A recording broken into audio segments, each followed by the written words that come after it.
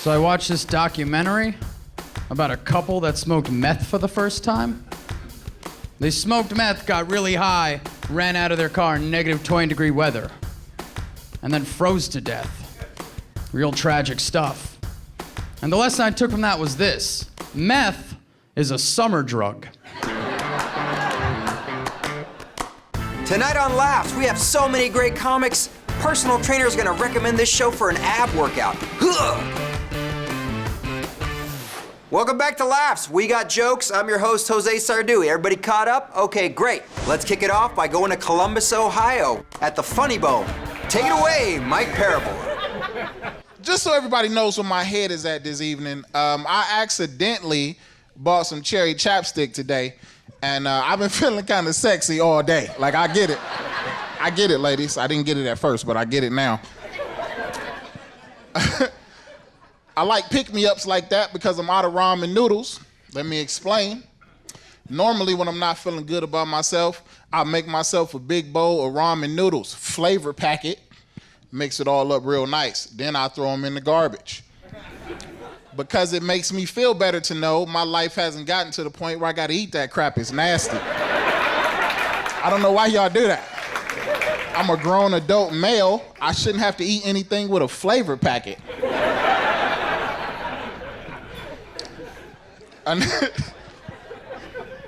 Another reason why I would need that pick-me-up is because I am officially an old dude.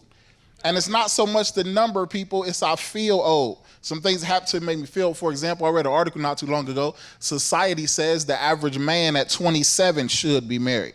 It's very depressing because I don't think society factors in things like maybe me and a wife at this point in my life can actually fit in my mom's basement because it's not that big. It's finished, but it's damp. I don't have any kids. No kids for me, so that's awesome. That's working out. I thought about getting a pet recently. I went to the rescue shelter, and the guy was like, "Ma'am, I think you should adopt this three-legged cat." I will pass. Mainly because you didn't rescue all of it. Yeah, I will take a whole cat because they're also free. I walked in there and asked to see puppies, you guys. That dude brought out part of a cat. That's rude, right? He just looked at me and went, get the starter kitten. She can't afford litter and scratch posts. He then said, "Ma'am, I think you have the perfect home for this cat." "Oh, I don't, sir, because I don't live on a pirate ship." Which is where Peg Leg belongs. But I will take him home right now if he comes with a laser pointer so I can point it at the ground, watch the cat swipe at it, and then just fall on its face. These guys are great on TV, but they're even better live. You can find out where they're performing by going to facebook.com/laughstv-show and catch up with your favorite performer in person. It's pretty cool. Now we're heading to my old stomping ground, Philadelphia, Pennsylvania, and the Helium Comedy Club. Here's Mia Jackson. I love CSI. I watch every single version of the show, but every time they investigate those people's houses, the houses are always clean. And I don't know what kind of house you live in, but I'm scared if they walked into mine, they would go, "This is nasty as hell.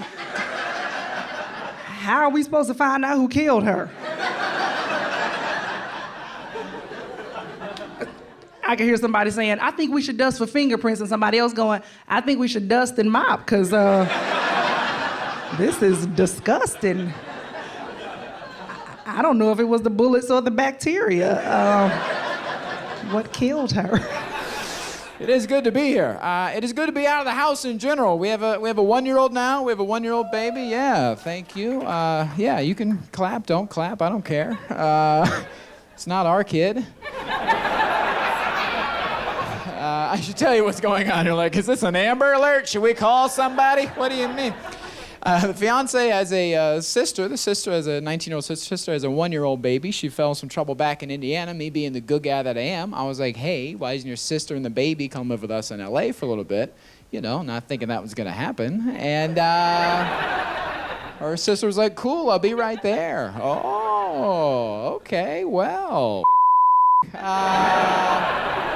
Great news. So now I have 2 important jobs around the house. Number 1 job, of course, keep the baby safe when I watch the baby, duh, right? It sounds so easy, but nobody tells you how fast babies are. Oh my God.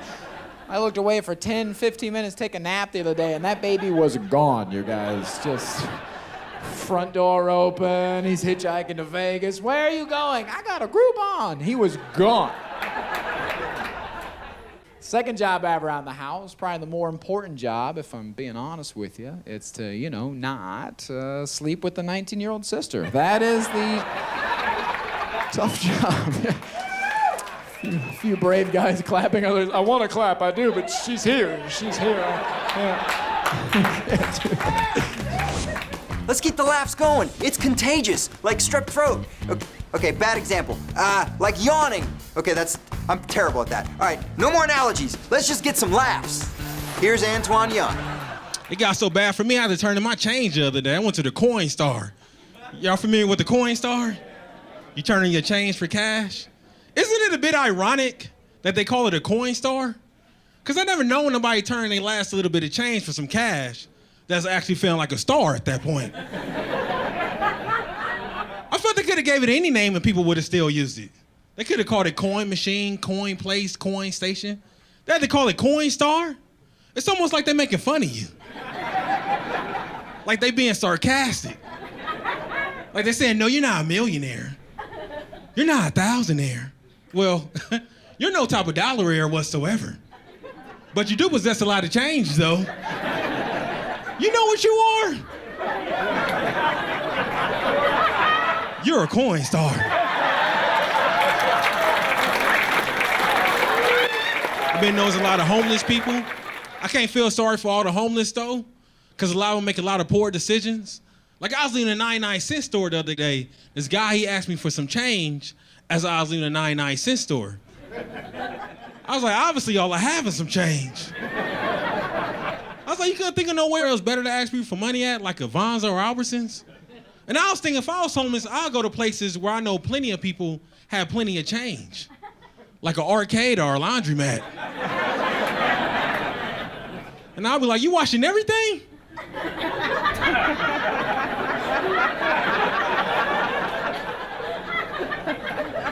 You playing all the games? But I feel real sorry for the guy. I feel real bad for him. So I was like, let me go talk to the guy, give this guy like some words of encouragement. So I went to the dude to talk to him. And I was like, hey, you may not have a job right now. You may not have a place to stay. But if you look in your cup, you do possess a lot of change, though. I said, you know what you are?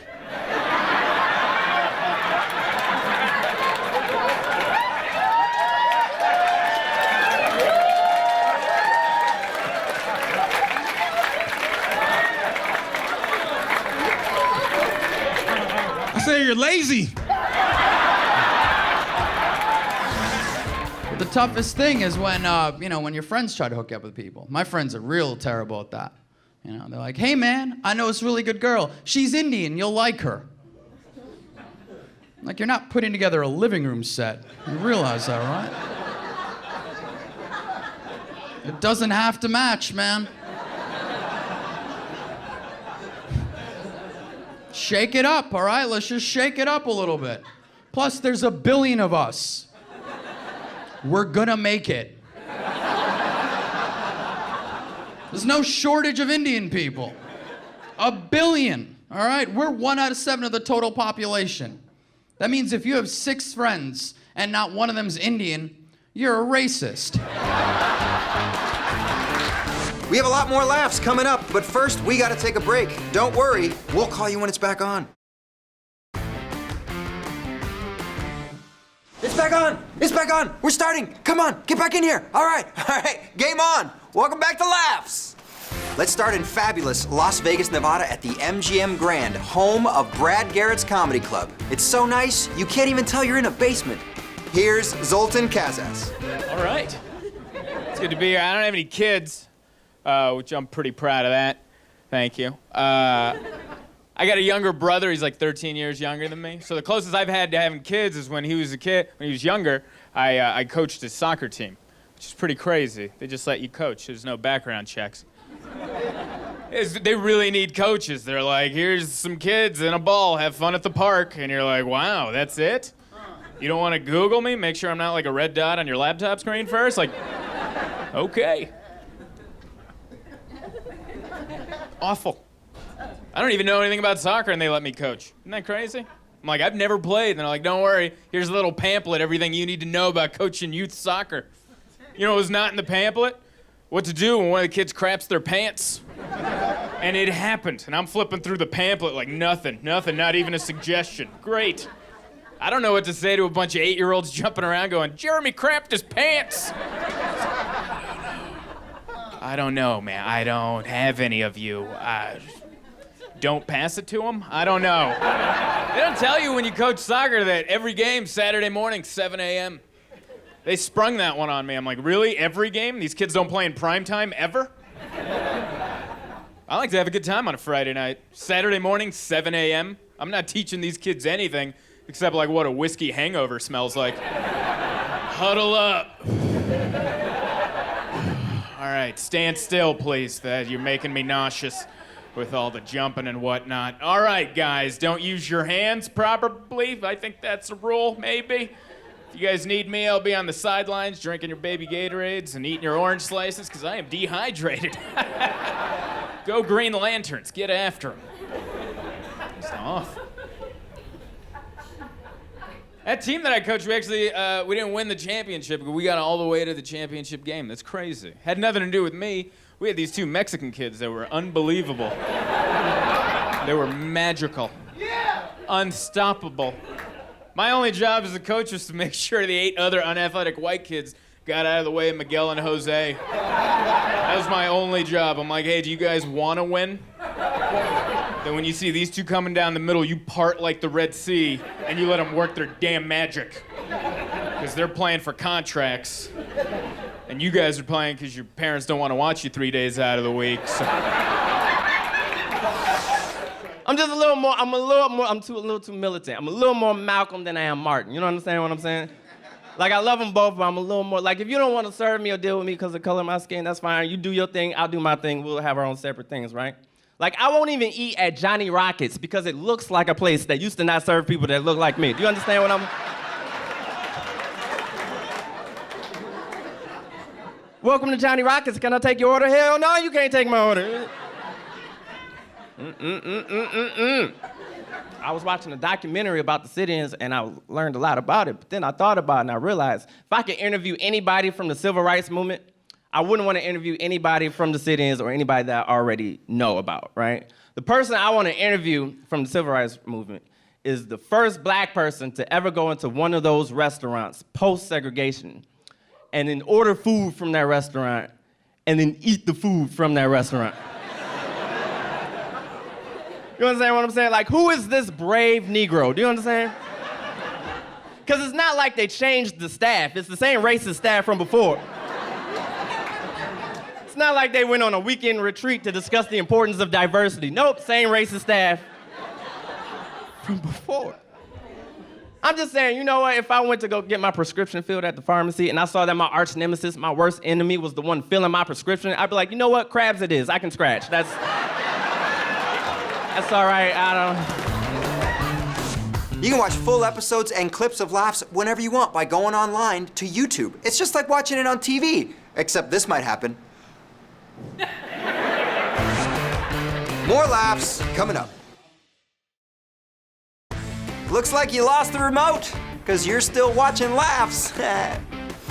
Is there a shortage of funny female comics? Nope. You want proof? Here you go.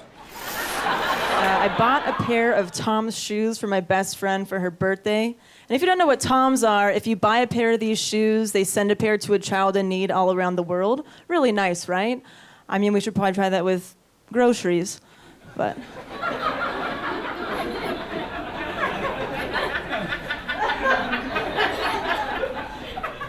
But I bought her these shoes, and I found out she just returned them. And that's when it hit me, you guys. Wow. What happens when you return Toms? Because all I could picture is some poor little child running through the wilderness somewhere with the founder of Tom's running after him, trying to grab those shoes off of his feet and send him back to Nordstrom's. All because my best friend thought they looked weird on her feet, okay? Did some research, found out Tom sells sunglasses too. Just sounds like we're sending them everything but what they need, you know? Like, let's not send them Gatorade so they stop dying of cholera. Let's send them accessories, right? Shoes, sunglasses, maybe we can round up some used iPads after the show, ship those babies overseas. They might be starving to death, you guys, but they're gonna be really well dressed, okay? Tweeting to the very end. I had a really good Valentine's Day this year, because it was the first year that I wasn't alone, because I settled. I've been trying to motivate him to exercise more because he's so fat. But he's like the healthy kind of fat, you know? He's like a big, fat avocado. So I made a deal with him, and I was like, all right, every time you go for a run, I'll let you make love to me. And it's working. He's losing weight, but now he's too exhausted to make love to me. So we both win. I don't always have sex with him, but when I do, I prefer 15 Dos Equis. I am sending the perfect tweet, you guys. It's funny, it's sad, it's a roller coaster of emotions. You want to check it out? Go to @Laughs TV show on Twitter. Otherwise, you'll never know. Send. Very easy to get false praise on social media nowadays, guys. Saw a guy, a friend of mine, post on Facebook, "No more drugs!" Then all these comments came in, "That's amazing, I'm so proud of you." But I know the guy very well, and I'm pretty sure he was just saying he ran out of drugs.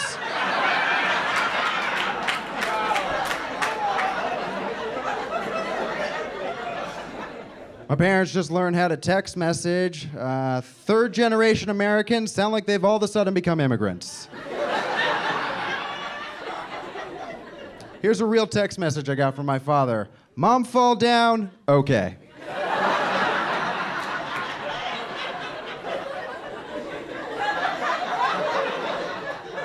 I didn't know what to say to that. I said, "Okay, tell Mom stay up."